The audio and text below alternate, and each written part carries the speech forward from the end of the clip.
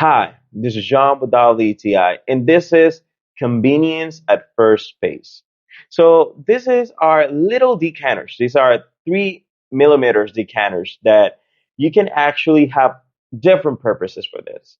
But in my case, I own a perfume decanter business.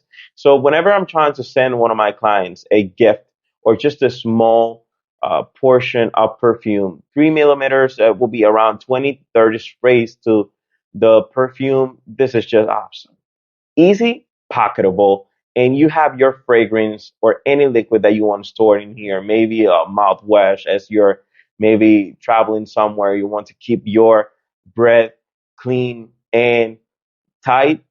This is a great option for it. So what I do in this case, I just put one of this in my pockets. Easy just to grab this, and I can go to any place before I can go to anywhere.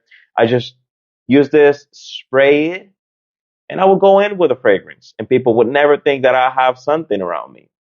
This is handy and convenient at a first sight. So this was Sean with WTI, and that was my point of view.